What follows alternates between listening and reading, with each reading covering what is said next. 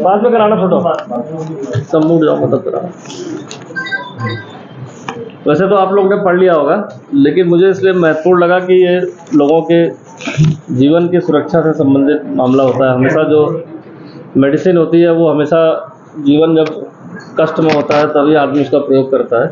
तो देखा जाए कि ये एक तरह से लाइफ बचाने के लिए, कोई दर्द में है उसको बचाने के लिए सब दवाएं प्रयोग होती है।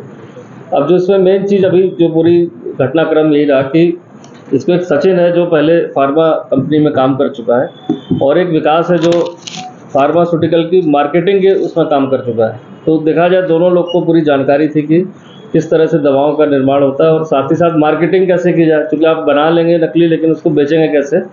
तो इसके लिए इन्होंने जीएसटी में अपनी 5-6 फर्में बनाई और उसको जीएसटी में रजिस्टर्ड कराया देहरादून में सचिन ने। और जो जैसे यहाँ पर जो सहजरा रोड पर जो अपनी फर्म रजिस्टर्ड कराई वैसे मेडिकोज के नाम से कराई, उसका यहाँ पर खोल रखा है सहजरा रोड पर। ऐसे ही करके उसने 6-7 फर्मों को जीएसटी में रजिस्टर्ड कराया फार्मास्यूटिकल की। और इसके बाद इन्होंने जो रॉ मटेरियल आप कहेंगे जो रैपर होता है, साथ ही साथ जो दवा बनने का मटेरियल होता है स्टार, ये सारी चीज़ें इनको पता थी कि कहाँ कहाँ मार्केट में दिल्ली और अन्य जगहों पर कहाँ कहाँ मिलता है। उनसे उन्होंने सप्लाई मंगाई, मशीनें इस्टेब्लिश करी प्रिंटिंग की, और 3-4 कंपनियों की जो दवाएं हैं जैसे ड्रॉटिन है, एक और क्या नाम था, यूरोस्पास, और भी अन्य दवाएं हैं जिनकी कीमत जो ज़्यादा सेल होती है मार्केट में और जिसका और जो ज़्यादा कॉस्टली से एक पत्ता उसका 135 रुपये का आता है। तो इस तरह से उन्होंने दवाओं का उसको लिया और जिनकी सेल ज़्यादा होती है। इसके बाद डिस्ट्रीब्यूटर एक तरह से बन गया उसके जीएसटी पर बेसिस पर, और उन कंपनियों के फेक वो बनाए, जैसे कि सप्लाई जब ये करते हैं जैसे दिल्ली सप्लाई कर रहे हैं जहाँ से ये केस हमने बुला के लिखवाया, इसी तरह अन्य जगहों पर भी वो सप्लाई करते हैं, फेक कागज़ बना लेते हैं। तो जीएसटी रजिस्ट्रेशन सेव रहता है, लेकिन जिस कंपनी से दिखाते हैं, मान लीजिए कोई कंपनी बना रही है अपना फार्मास्यूटिकल कंपनी, उस कंपनी का वो एड्रेस और सारा कुछ कागज़ फेक डॉक्यूमेंट बना देते हैं, जो भी इनके लैपटॉप से बरामद हुआ किस तरह से वो एडिट करते हैं। और देश की कोई भी ऐसी जगह नहीं बची, खासकर उत्तर भारत में जहाँ की सप्लाई है, लखनऊ, दिल्ली, खासकर इनके डेस्टिनेशन है जहाँ पर सप्लाई हो रही थी, देहरादून है, हरिद्वार है, तो ये इन जगहों पर इनकी सप्लाई चली आ रही थी। अब इसमें जो अभी भी पूछताछ से पता चला 2019 के बाद से इन्होंने काम शुरू कर दिया है, और इनका जो सालाना टर्नओवर है वो दवाओं से 3 करोड़ से ज़्यादा है। तो मतलब एक साल में इनका कम से कम 3 करोड़ का टर्नओवर हो जाता है, जो इनका अभी रिकॉर्ड से चेक करके बताया गया। और दोनों लोग बहुत ज़्यादा शिक्षित और पढ़े लिखे नहीं है, लेकिन जो प्रॉपर्टीज़ इनकी निकली जो विगत 2-3 साल के अंदर, और खासकर 1 साल के अंदर, इस साल देखा जाएगा तो रेंज रोवर गाड़ी खरीदी 97 लाख की, जो टैक्स के साथ 1 करोड़ ज़्यादा की है। 3 घर हैं जिनकी कीमत अगर असेसमेंट किया तो अभी खरीदे गए, 50 लाख का घर खरीदा, कहीं रुड़की में भी घर फ्लैट खरीदा, 4 बीघे ज़मीन और खरीदी गई अपनी फैक्ट्री को एक्सपेंशन के लिए। वहाँ पर झबरेड़ा में जो चल रही थी फैक्ट्री वहाँ हरिद्वार में, उसके एक्सपेंशन के लिए भी 3 बीघे से ज़्यादा अभी जो है 4 बीघे करीब जमीन ली गई उसको एक्सपेंशन के लिए। इनका एक घर वहाँ रुड़की के पास है, वहाँ पर भी इनका पूरा गोदाम बना हुआ जहाँ भी लाखों दवाएँ निर्मित और कच्चा माल बरामद हुआ। तो इस तरह से इसमें सारी चीज़ अगर हम जोड़ते जाएं धीरे धीरे करके, तो अमन विहार में यहाँ पर भी 1 करोड़ का घर खरीदा गया, अभी रायपुर में इसी साल खरीदा गया है। रेंज रोवर गाड़ी भी अभी खरीदी गई। 2 अकाउंट मिले हैं इनके, जो अभी तक 2 अकाउंट, वैसे टोटल अकाउंट इनके हैं 23 अकाउंट मिले हैं। इनमें पैसे विभिन्न कंपनियों से जो सप्लाई करते हैं तो मंगाते हैं, लेकिन अभी 2 अकाउंट में ही सिर्फ 65 लाख रुपये फ्रीज कराया गया, 65 लाख थे। और इसके अलावा रुड़की में भी एक घर अभी बताया आपको खरीद लिया इन्होंने, फ्लैट, एक प्लॉट ले लिया 35 लाख का, विकास जो दूसरा मुजफ्फरनगर का जो यूज है उसने। गाड़ी भी नहीं खरीदी इसी साल 12 लाख की। 23 अकाउंट टोटल अभी हमने आइडेंटिफाई किए जिसमें पैसे आ रहे थे विभिन्न मतलब जो ये दवाएं बेच रहे थे यहाँ से कंपनियों को भेज रहे थे, रिटेल में भेज रहे थे मतलब यहाँ से, तो उनके अकाउंट से जो ट्रांजेक्शन है उसको देखकर पूरा देख के लगता है कि 15 से 20 करोड़ रुपए की दवाएं इन्होंने जो है नकली मार्केट में अभी 3 साल 4 साल के अंदर बेच दिया।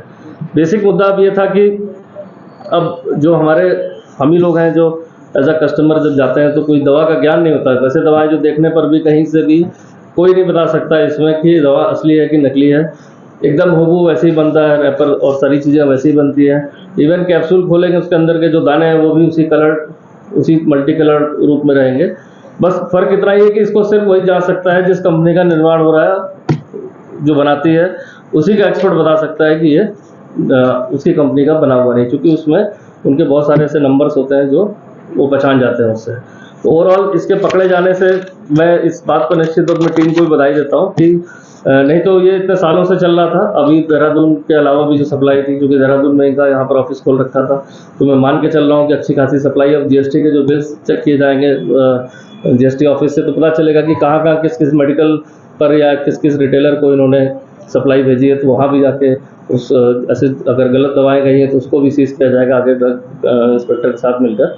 और साथ ही साथ देश में भी जहाँ जहाँ सप्लाई की गई है अभी हाल फिलहाल में, उन जगहों को भी सूचित किया जाएगा भेजकर वहाँ के ड्रग कंट्रोलर को कि ऐसी दवाएं यहाँ से कंसाइनमेंट गई हैं।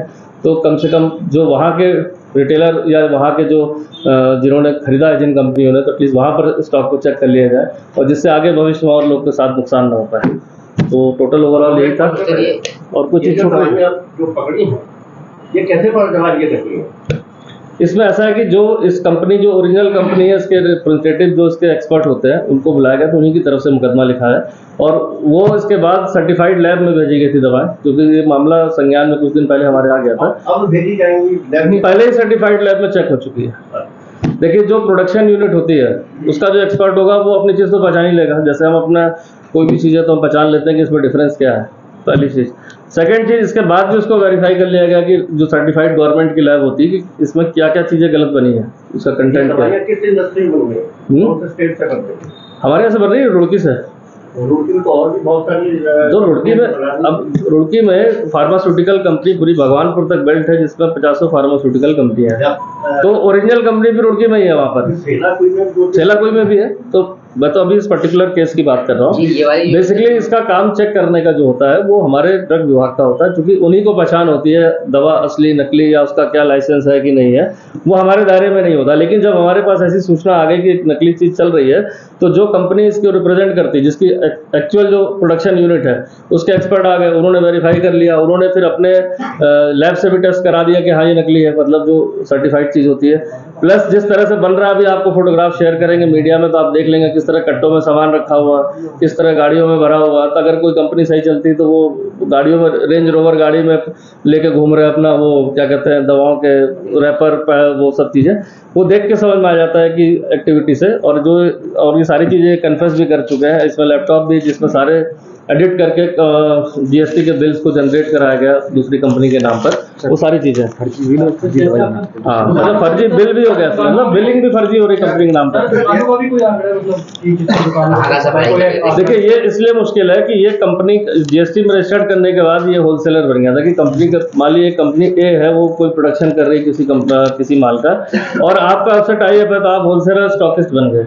और आपने वहाँ से दिखाया जीएसटी रजिस्ट्रेशन है, आपने वो बिल एडिट किया और दिखाया कि हाँ भाई मेरे पास ये 20 लाख का, मतलब हम 20 लाख हमारे पास ये दवा है। अब आपको, मैं बायर हूँ, दिल्ली में बायर है, कोई बायर है, वो उससे बाय कर सकता है क्योंकि अथराइज आप उसके स्टॉकिस्ट एजेंट बन गए। और आपने उसने कहा कि मुझे 5 लाख, अभी जो दिल्ली में सप्लाई रिसेंट हुई है वो 5 लाख की दवा अभी कुछ दिन पहले हुई वहाँ पर ना। सर आप ये एजेंट बना हुआ था उस कंपनी का? ना लीगल तौर पे नहीं, मतलब बनाकर प्रेजेंट करता था दूसरों को। इसमें जो लड़का है विकास, ही पहले मार्केटिंग में काम किया, तो इसको सारा पता है कि मार्केटिंग में कैसे आपको अपने कस्टमर को रीच करना है। तो उसने उस मार्केटिंग के टैलेंट को यूज़ किया। दिल्ली में, लखनऊ में, जगह जगह उसने कमीशन होता है कि आप कितना % मार्जिन देंगे, कोई कहता 10% को, कहता 15%, आप 20% होगा। तो क्या होता है, आपका टाई अप होगा और आपके पास दवा वहाँ से आने लगी। उसको क्या चाहिए, मुझे दवा चाहिए, मुझे जीएसटी बिल पे चाहिए, और मुझे आप ऑथराइज रिप्रेजेंटेटिव मतलब स्टॉकिस्ट है, तो सारे उन्होंने अपने लैपटॉप से जनरेट कर दिए थे सारे। ये अभी जो आए थे सर, ये देहरादून शहर में सप्लाई के लिए आए थे या नहीं, देहरादून में कहता रहा हूँ, एसएस मेडिकोस करके इन्होंने बकायदा अपना यहाँ वो शॉप खोल रखी है यहाँ पर, वो मतलब वो कहते हैं ऑफिस खोल रखा है, और वो बकायदा यहाँ गोडाउन भी है, आपका रुड़की में भी है, आपका वहाँ भी खोल रखा है वहाँ, और झबरेड़ा में प्रोडक्शन होता है, वहाँ पर रुड़की में भी प्रोडक्शन होता है घर के अंदर, और यहाँ पर इनका वो है, फ्लैट है, घर है, मतलब आप दोनों वर्क प्लेस वहाँ पर है, रहने का प्लेस यहाँ पर है। प्रोडक्शन वहाँ करते थे और फिर उसके बाद यहाँ से स्टॉक से दिखा, यहाँ इनका जीएसटी पर ऑफिस रजिस्टर्ड है ना, 5 फर्म में रजिस्टर्ड है।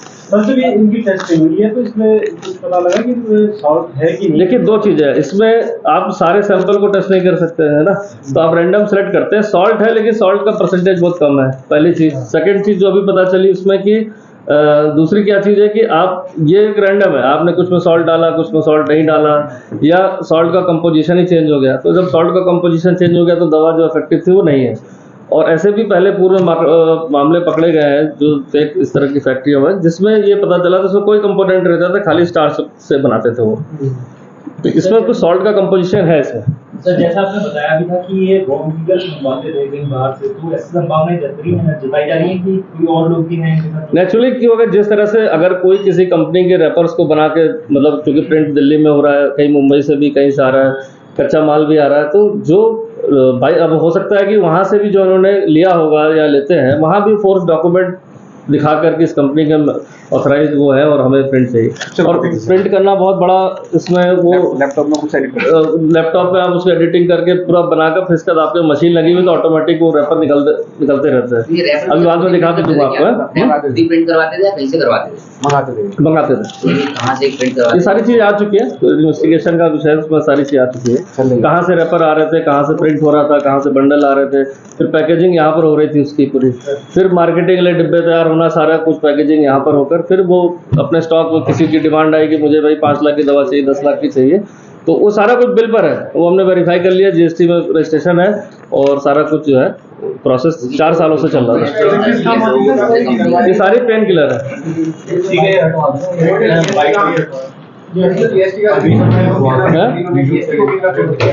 है उसमें है बिल है, मैंने वो तो 18 जो भी लगता है